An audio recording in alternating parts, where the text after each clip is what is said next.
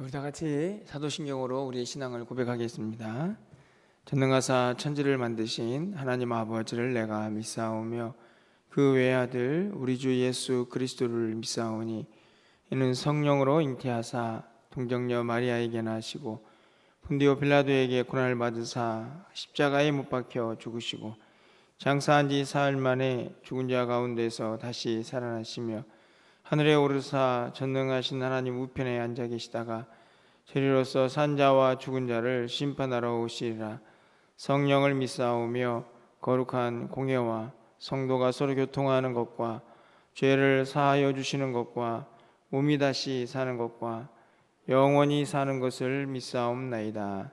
아멘. 우리 찬송가 267장 찬양드리겠습니다. 267장입니다.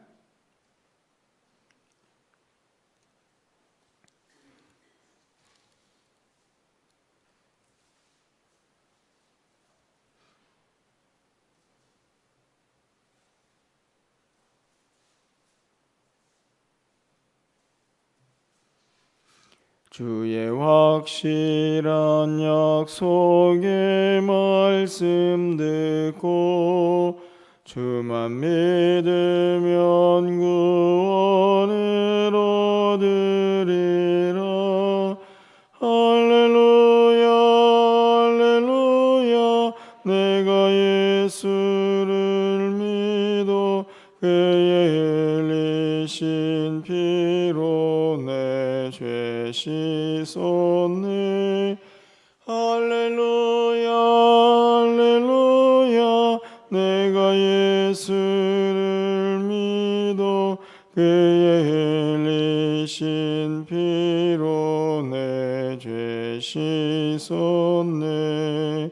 나의 갈 길이 험하고 위험하나 항상 예수의 도우심 믿고 가네. 할렐루야 할렐루야. 내가 예수를 믿어 그의 흘리신 피로 내 죄 씻었네. 할렐루야. 내가 예수를 믿어 그의 흘리신 피로 내 죄 씻었네. 주의 보좌에 천사들 둘러서서 우리 구주를 높이어 찬양하네. 할렐루야 할렐루야. 내가 예수를 믿어 그의 흘리신 피로 내 죄 씻었네. 할렐루야 할렐루야.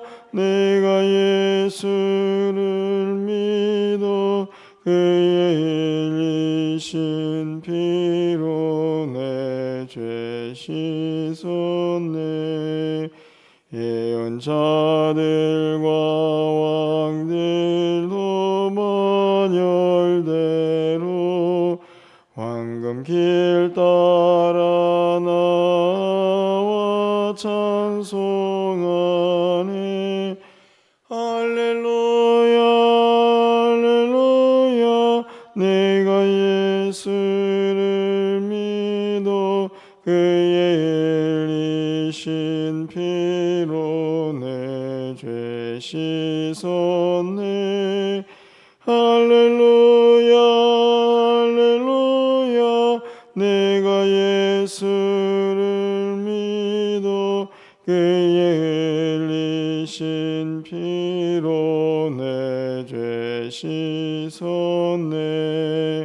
우리 모두 다 그 반열 뒤따르며 함께 즐거운 찬송을 부르리라. 할렐루야 할렐루야 내가 예수를 믿어 그의 흘리신 피로 내 죄 씻었네. 할렐루야 할렐루야 내가 예수를 믿어 그의 흘리신 피로 내 죄 씻었네. 아멘. 하나님 말씀입니다. 디모데후서 3장 10절에서 17절까지의 말씀을 교독하겠습니다.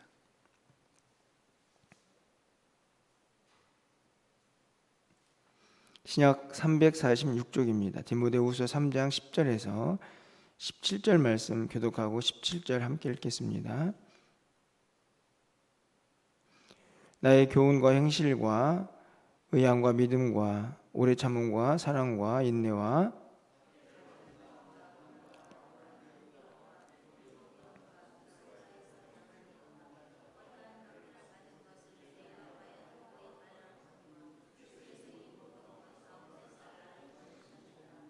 무릇 그리스도 예수 안에서 경건하게 살고자 하는 자는 박해를 받으리라.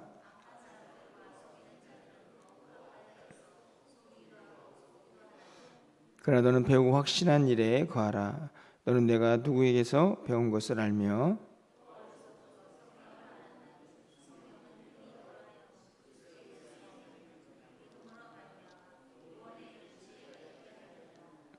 모든 성경은 하나님의 감동으로 된 것으로 교훈과 책망과 바르게 함과 의로 교육하기에 유익하니 이는 하나님의 사람으로 온전하게 하여 모든 선한 일을 능히 행할 능력을 갖추게 하려 함이라. 아멘. 거룩한 주일을 또 맞이했습니다. 하나님께 먼저 감사와 또 영광을 올려드리고 특별히 오늘은 추수감사절로 또 한 해 동안 베푸신 은혜를 또 기억하면서 하나님께 또 감사하는 이제 하루를 보냅니다. 여러분 모두의 마음속에 하나님 주신 은혜를 다시 한번 되새기고 또 그 은혜 앞에 겸손히 나아가는 그런 복된 한 날이 되기를 간절히 소망합니다. 디모데 전후서를 읽으면서 그 이전에도 너무나 잘 알고 있는 단어였지만 또 경건이라는 단어를 또 다시 한번 살펴보고 또 돌아보게 됩니다. 사람들이 경건한 사람, 거룩한 사람, 이런 표현들을 종종 사용하고 있는데 오늘 본문도 그렇지만 그 경건을 이루는 것은 결코 쉽지 않다 하는 것을 말씀을 통해서 바울 사도가 분명하게 우리에게 가르쳐주고 있다는 생각을 하게 됩니다. 오늘 본문에서 보면 12절 말씀에 무릇 그리스도 예수 안에서 경건하게 살고자 하는 자는 박해를 받으리라. 사실 12절 한 구절이 어떻게 보면 성도의 모든 삶을 너무 잘 정리하고 있다 생각합니다. 박해라는 단어를 누가 좋아하겠습니까? 고난이고 고통인데, 근데 참 충격적인 것은 예수 안에서 경건하게 살고자 하는 자는 박해를 받는다. 너무 단정적이지 않습니까? 뭔가 좀 빠져나갈 그런 여지를 남겨줬으면 그래도 예수 믿는 게 좀 편하지 않았을까 하는 생각이 드는데 12절 말씀은 너무나 단정적이죠. 그리스도 예수 안에서, 이 말은 성도들을 가리키는 말입니다. 예수 믿고 좀 경건하게, 좀 세상과 다르게, 좀 하나님의 사람답게 그렇게 살아보려고 하면 박해가 따른다. 저는 여기서 가장 중요한 단어가 뭘까? 경건도 아니고 박해도 아니고 살고자 하는 단어라고 생각이 듭니다. 쉽게 말하면 경건하게 모양과 의미와 그리고 그냥 다짐 정도로만 안 되고 그렇게 사는 사람, 그렇게 살려고 몸부림치는 사람에게 찾아오는 박해인 거죠. 예수님께서 이미 말씀을 하셨습니다. 세상이 너희를 미워해도 전혀 이상하게 생각하지 마라. 왜 그렇습니까? 관념적으로 경건하고자 하는 사람은 삶이 없기 때문에 고난도 없을 수 있습니다. 나는 거룩해야지. 교회를 다니지만 살지 않으면, 그렇게 살고자 하지 않으면 박해가 없을 수도 있죠. 하지만 예수를 믿고 조금 거룩하고 경건하게 살고자 하면 고난이 찾아오는 그 사실을 예수님도 그리고 바울 사도도 분명하게 전하고 있습니다. 여러분, 그 이유도 너무나 분명하죠. 왜 그렇습니까? 세상은 악하고, 그리고 그 안에 사는 우리들은 그 세상과는 다르게 살아야 하기 때문에 그렇습니다. 예수를 믿는 것으로, 교회를 다니는 것으로, 예배를 드리는 것으로, 주의를 지키는 것으로만 그것이 전부가 된다면 어떻게 보면은 고난이 없을 수도 있겠죠. 그 정도의 삶으로 우리가 경건에 이른다라고 말한다면 일정한 부분에 박해는 피해갈 수 있지 않을까 생각이 듭니다. 하지만 분명히 성경이 말씀을 하고 있습니다. 경건하게 살고자 하는 박해를 받으리라. 그런데 그게 전부는 아니죠. 여러분, 11절 위에 바로 올라가 보시면 그 박해를 받지만, 그래서 너무나 박해를 받았던 자신의 모습이 잘 드러나 있습니다. 그런데 11절 끝부분에 가보니까 주께서 이 모든 것 가운데에서 나를 건지셨다, 이렇게 기록합니다. 이 또한 성도의 삶이죠. 거룩하게 경건하게 살고자 하면 반드시 고난이 찾아오겠지만 그 고난을 두려워하지 말아야 할 이유는 바로 하나님께서 우리를 건지시기 때문이다, 이렇게 말씀합니다. 그러니 고난이 찾아오겠지만, 따라오겠지만 두려워하지는 말라 하는 말씀이죠. 결국은 성도에게 찾아오는 고난은 성도답게 살려면 필연적으로 찾아오겠지만, 그렇게 고난 당하는 자를 우리가 믿고 있는 주님이 그냥 두지는 않는다 하는 것이 가르침이고 진리입니다. 그런데 예수님께서 우리를 건져주시기도 하겠지만 그 예수님의 도우심 말고도 우리가 이 경건을 이루면서 이 땅에서 경건하게 살고자 할 때 그 힘이 되는 또 다른 것이 있는 것을 우리는 또 14절 이하에서 확인하게 되죠. 다른 것이 아니고 바로 말씀입니다. 14절 말씀 보면 너는 배우고 확신한 일에 거하라, 이렇게 되어 있습니다. 그러면서 뒤에 나오는 말씀에 15절 말씀 보니까 너는 어려서부터 성경을 알았다, 성경을 배웠다는 이야기죠. 16절 말씀을 보면 모든 성경은 하나님의 감동으로 되었다. 그리고 17절 말씀에 이는 하나님의 사람으로 온전하게 하며 모든 선한 일을 향할 능력을 갖추게 하려 함이라. 이게 경건이거든요. 그렇죠? 보시면 하나님의 사람으로 온전하게 하여 선한 일을 향할 능력을 갖는다. 이게 다른 게 아니고 이게 경건한 사람입니다. 그 경건을 이루는데 성경이 힘이 되는 이유는, 경건이 무엇입니까? 하나님의 사람으로 하나님의 뜻을 따라서 거룩하게 하나님이 원하시는 삶을 사는 사람이죠. 근데 그 삶의 방향, 그 삶을 살아야 할 이유, 어떻게 해야 그 삶을 살아갈 수 있는지, 그 삶의 모습들이 다 어디에 기록되어 있습니까? 성경에 기록되어 있죠. 그 성경은 16절 말씀 보니까 하나님의 감동으로 되어 있습니다. 그러니까 하나님의 뜻이 고스란히 다 담겨 있을 것이고, 경건에 이르고자 하는 자는 그래서 말씀 안에 있어야만 그 안에서 경건이 무엇이고 어떻게 살아야 하고 어떻게 하면 경건에 이룰 수 있는지를 다 깨닫게 되는 것이죠. 그래서 다시 14절 말씀을 보면 배우고 확신한 일에 거하라. 거하라는 말은 다른 말이 아닙니다. 그렇게 살라는 말이죠. 다시 12절 말씀을 올라가 보면 예수 안에서 경건하게 살고자 하는 자는, 경건하게 살고 싶은 사람 14절 말씀으로 다시 가서 너는 배우고 확신한 일에 살아라. 그 안에서 살아야 한다. 결국은 이 땅을 경건하게 살고자 한다면 말씀을 분명하게 붙잡아야 한다 하는 것을 우리에게 가르쳐주고 있습니다. 예수님께서 우리를 건져주실 것입니다. 그 고난을 이겨낼 힘을 주시겠죠. 하지만 그 예수님의 도우심만이 아니라 우리가 말씀을 듣고 깨닫고 배우고 그래서 그렇게 살아봐야겠다 라고 하는 모든 성경의 가르침이 이 땅에서 우리가 고난받지만 경건하게 살게 할 수 있는 힘입니다. 그것을 통해서 우리는 하나님께서 우리에게 원하시는 삶의 모습을 조금씩 갖춰가게 되는 것이죠. 그게 경건한 삶입니다. 간절히 바라기는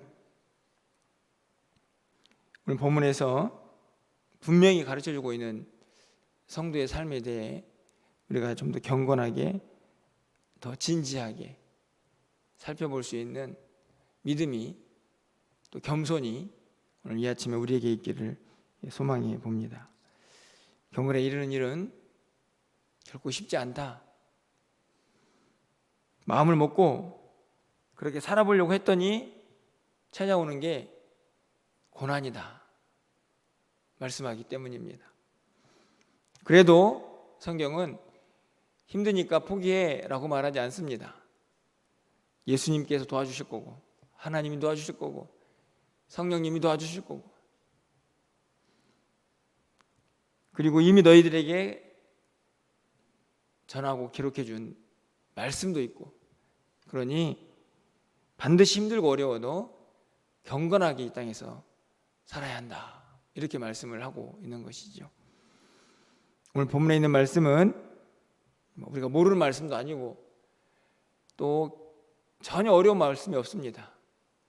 하지만 반드시 이 말씀을 여러분의 삶에 꼭 새겨 넣어서 경건은 이론이 아니고 살아야 한다 하는 사실을 여러분이 꼭 기억하시고, 그렇게 살고자 할 때 조금 어려움이 있을 수 있겠지만 포기하지 마시고 이 경건을 꼭 이루어갈 수 있는 우리 모두가 될 수 있기를 간절히 소망해 봅니다.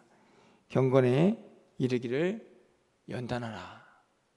이미 말씀을 드렸습니다. 훈련이 필요하고 그 안에는 인내도 겸손도 필요합니다. 우리가 하나님의 사람이기 때문에 그렇습니다. 말씀대로 살아야 하고 그분의 뜻을 이루며 살아가야 하기 때문입니다.